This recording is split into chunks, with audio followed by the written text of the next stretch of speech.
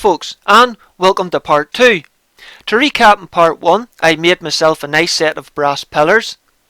I then glued them in place using Devcon plastic steel putty. I took a Dremel to my lovely laminate stock and removed a lot of timber. Yes, Dremels can be addictive once you get started with one. Then I slapped a lot more Devcon putty into the gaping hole I just created, and then lowered my lovely CZ Action down into it. Now it's been sitting over 24 hours, so let's see what sort of mess I've made of it, hey.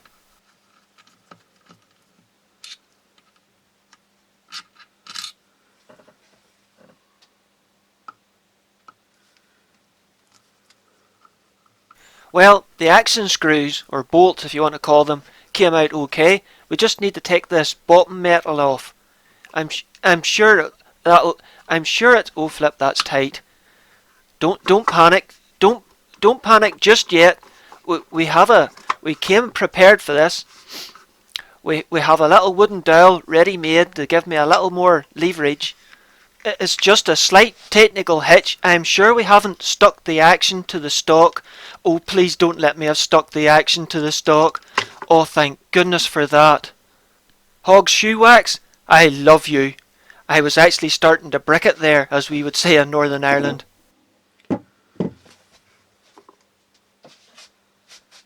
Okay, let's have a closer look. Not really what I was hoping for. I didn't put enough adhesive on the sides. Now don't get me wrong, around the rear tang and the front recoil lug, the imprint is absolutely perfect. You couldn't ask for better. But I definitely could have done with a lot more adhesive on either side of the action. We're not home free just yet. We still have to get this bottom metal out. That's not going to work. Looks like we're going to have to go for plan B and use the gentle persuader.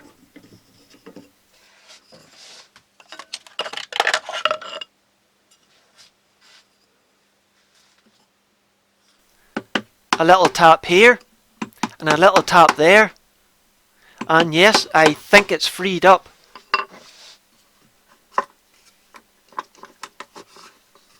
It's still tight, but yep, it's out, and the adhesive hasn't stuck to it. It's just tight. It looks like both the bottom metal and the bottom of the action have both bedded out nicely onto the pillars.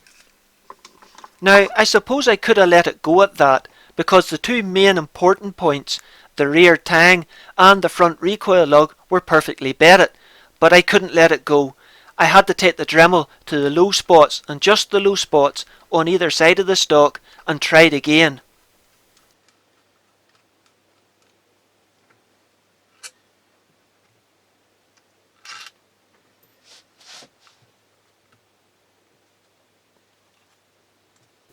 Oh man, that's still tight. We're going to have to do something about that.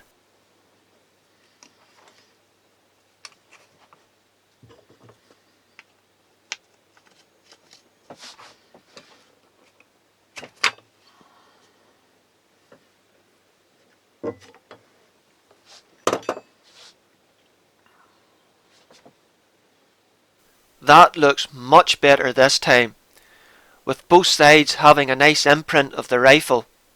Why couldn't I have done that the first time? Well, I've done a fair bit of sanding, filing and dremeling since that, to generally clean the stock up and remove any of the excess adhesive. Plus that plumber's putty took ages to clean out of some of those nooks and crannies. Once I was finished sanding, I gave the inside woodwork, and only the woodwork, a little touch-up coat of yacht varnish to help seal it from the elements again.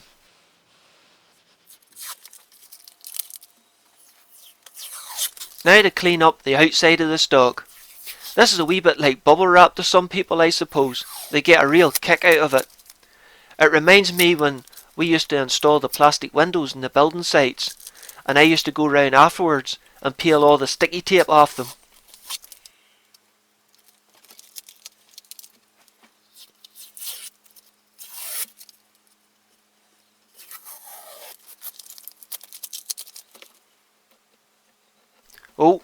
Looks like we've got a stubborn bit here.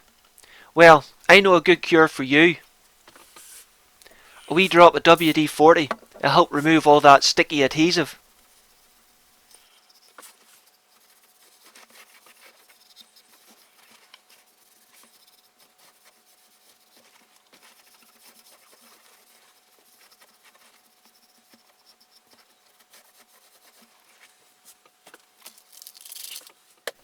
Well, that's the finished article, all ready to go.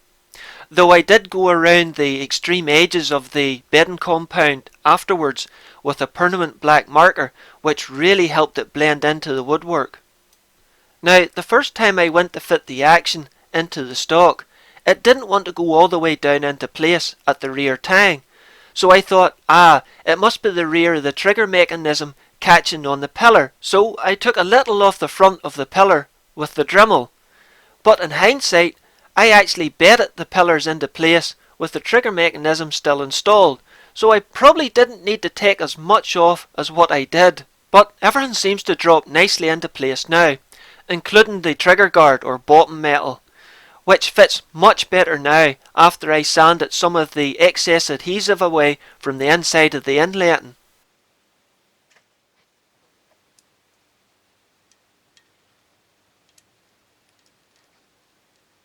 With the stock now sorted, I needed to start working on the action and remove all that plumber's putty from all the little nooks and crannies that I'd pushed it into earlier, which I have to say was quite a tedious job to say the least. Then I needed to reinstall the trigger mechanism. Now, I'd never had the trigger mechanism of this rifle before, but I took a few photographs beforehand as a reminder, and it proved quite easier than I thought. Then a quick test to make sure everything functions the way it should. Looking good so far. Now this is an empty cartridge, people, that I'm using as a snap cap to test the safety catch and trigger. Safety catch on. Looking good. Safety catch off. Well, looks as if everything functions the way it should do. Okay, time to wipe everything down and put it all back together again. Oh man, maybe I shouldn't do that in such a small room. Choky.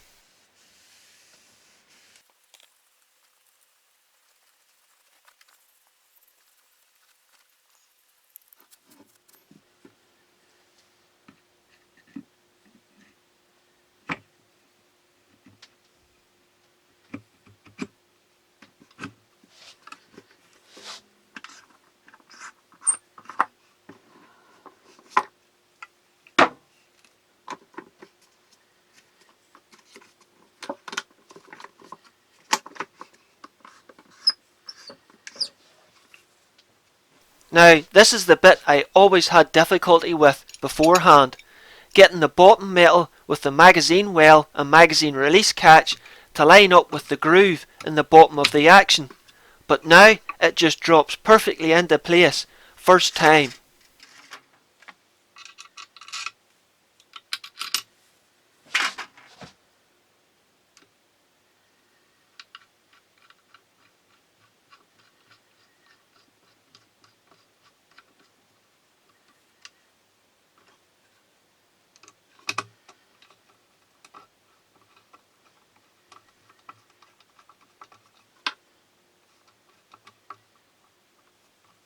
With everything in place, I tightened the action screws up to an exact 4 fingers and 1 thumb fist pounds.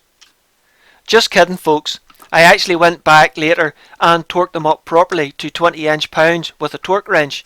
Then shot some 5-shot grips every 5-inch pounds of adjustment, and found that even though the zero didn't change, the consistency of the grips seemed to improve up near 30 to 35-inch pounds, so I left it at that.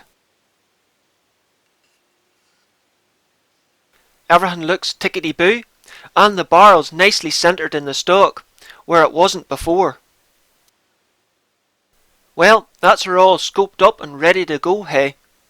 And I fitted an old Miopta 4-16x44 tactical onto it this time, and a set of 30mm high worn rings, which, yes, does give plenty of room for the bolt knob, even with the Tacticam and FTS unit in place. So, how does it shoot after all that? Well, the group on the right is actually my current hunting load, and it consists of a reloaded Hornet 17 Hornet brass, a 20 grain VMAX bullet, Devcon SP3 powder and a CCI primer. And as you can see, I've always had problems with the consistency of this group, even after the rifle was bedded. And I sort of blamed it on the Hornet brass, because the primer pockets were so inconsistent, some of the cases won't even physically hold the primers anymore. The left hand group is actually a wee experiment to see if I could get better brass, and they were made up from PPU 22 Hornet brass, which I resized to 17 Hornet, and these are actually my first fireform loads with the same SP3 powder load, 20 grain VMAX and CCI primer combination, and you can see that the grip is tighter and a wee bit more consistent. So I was hoping once these are fully fireformed and retrimmed to length that we might be on to a winner here. And as you can see by the grip on the left, once I returned with my now fully fireformed PPU brass, now trimmed to length and fully reloaded to the same recipe as before, the grips really shrunk, which I was absolutely over the moon about. Now this rifle was starting to show its full potential. The grip on the right was actually the same load and brass, but using 20 grain Nousler bullets, which didn't grip as well as I'd hoped it would, but I wasn't going to cry over it, not after seeing the VMAX grip, and the VMAX is much easier for me to get a hold of. Well folks, that's it for part 2, and if you're still watching after all that, good on you, hey. But look after yourselves and take care, okay?